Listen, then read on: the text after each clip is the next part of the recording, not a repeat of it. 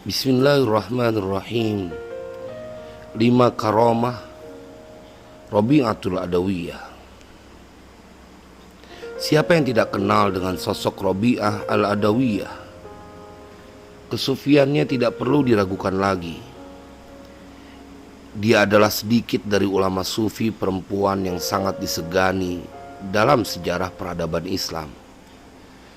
Pemikiran dan laku spiritualnya hingga hari ini bahkan masih terus dikaji.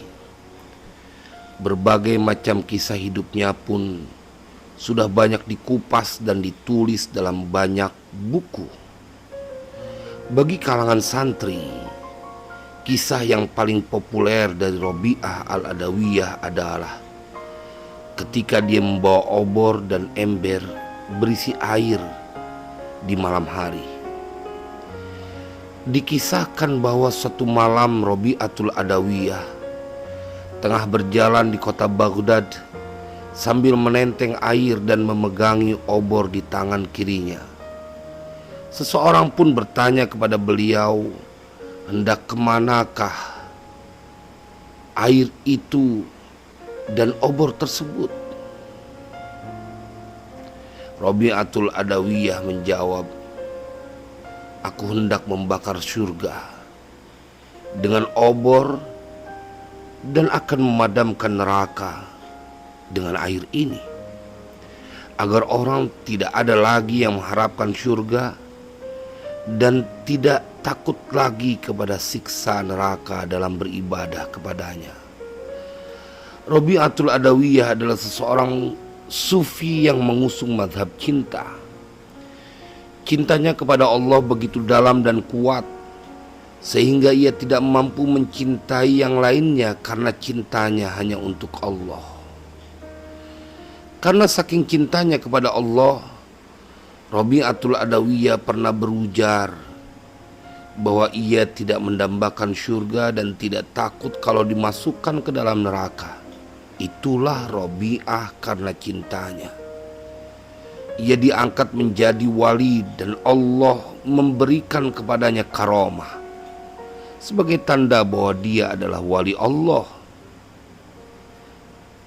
Dan akan saya sampaikan pada pertemuan kali ini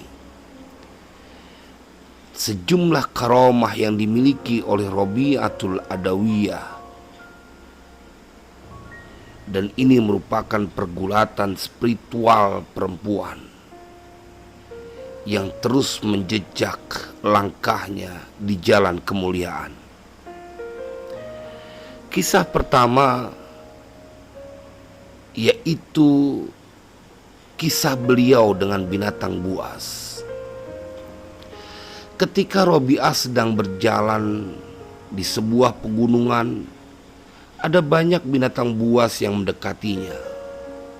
Tetapi anehnya, binatang-binatang tersebut tidak menyerang Rabi'atul Adawiyah dan bahkan sangat jinak kepadanya. Mereka bermain bersama Rabi'atul Adawiyah. Tiba-tiba Hasan al-Basri muncul dan mendekati Rabi'ah. Seketika binatang-binatang buas tersebut menampakkan wajah buasnya dan segera meninggalkan Hasan al-Basri.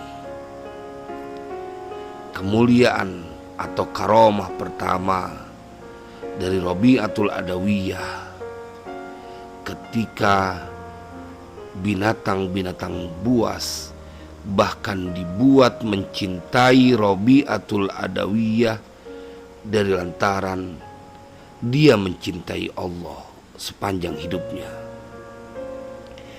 Kisah kedua, unta yang mati hidup kembali. Satu hari Rabi'ah melakukan perjalanan ke Baitullah Makkah dengan menaiki seekor unta. Dan di tengah jalan unta yang dinaiki tersebut mati. Langsung saja Rabi'ah berdoa kepada Allah. Dan tidak lama setelah itu untanya hidup kembali. Rabi'ah pun melanjutkan perjalanan hingga sampai ke Baitullah dan pulang dengan menaiki unta yang sama, unta yang pernah mati. Betapa mulia kedudukan Rabi'atul Adawiyah. Apapun yang dia minta dikabulkan oleh Sang Pencipta. Begitulah cinta, tidak akan pernah mengecewakan sang kekasih yang mencinta. Karomah ketiga Rabi'atul Adawiyah, jarinya memancar cahaya. Suatu malam ada dua orang teman Rabi'ah yang datang ke rumahnya. Mereka hendak melakukan diskusi bersama dengan Rabi'ah, tetapi naasnya rumah Rabi'ah tidak memiliki lampu penerang.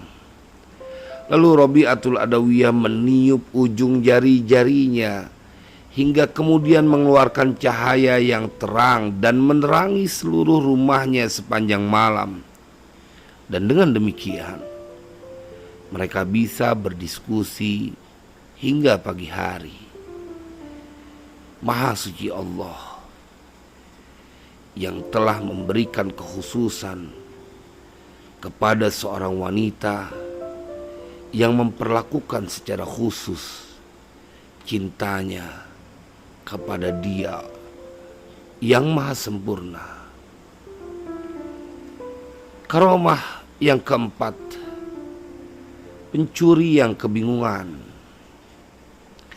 Pada suatu malam rumah Rabi'ah didatangi oleh tamu yang tidak diundang. Maling kita sebut untuk tamu yang tidak diundang. Tamu tersebut hendak mencuri pakaian Rabi'ah. Ketika sudah mengangkut semua baju Rabi'ah dan hendak kabur, pencuri tersebut kebingungan karena tidak menemukan jalan untuk dia keluar. Namun ketika sang pencuri meletakkan barang curiannya tersebut, seketika ia menemukan ada pintu keluar. Sang pencuri bergegas mengambil hasil curiannya dan hendak keluar, tetapi kembali dia tidak menemukan pintu keluar. Diulang berkali hingga 7 kali. Akhirnya sang pencuri mendengar ada suara tanpa rupa. Dalam istilah agama disebut hatif. Suara itu berbunyi, "Wahai manusia, jangan engkau persulit dirimu sendiri. Perempuan ini telah mempercayakan dirinya kepada kami selama bertahun-tahun. Setan pun tak berani mendekatinya." Mendengar suara itu, pencuri tersebut lari terbirit-birit tunggang langgang tanpa berpikir panjang dan tanpa membawa secuil pakaian dari seorang wanita yang hidupnya dibalut cinta. Dan konon kabarnya pencuri itu kemudian kembali lagi ke rumah Rabi'ah untuk meminta maaf. Hingga akhirnya ia berguru dan menimba ilmu dari Rabi'ah. Karomah yang kelima, Rabi'atul Adawiyah, sholat di udara. Suatu hari Hasan al-Basri mengajak Rabi'ah Adawiyah untuk sholat di atas air. Rabi'ah merespon ajakan Hasan itu dengan melemparkan sajadahnya dan terbang di atasnya. Ia mengajak Hasan untuk naik di atas bersamanya keliling kota agar orang banyak yang tahu. Tapi dari situ Rabi'ah memberikan pelajaran kepada Hasan al-Basri. Apa hanya sebatas ini yang dia minta?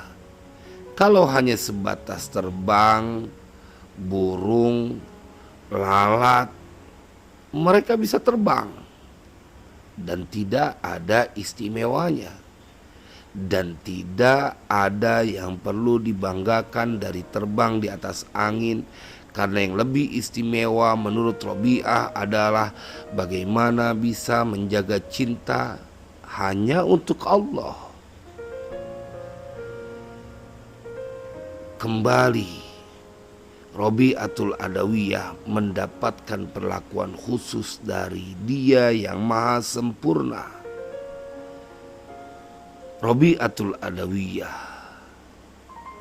mendapatkan keistimewaan karena mengistimewakan keberadaan Allah di dalam hidupnya. Semoga manfaat.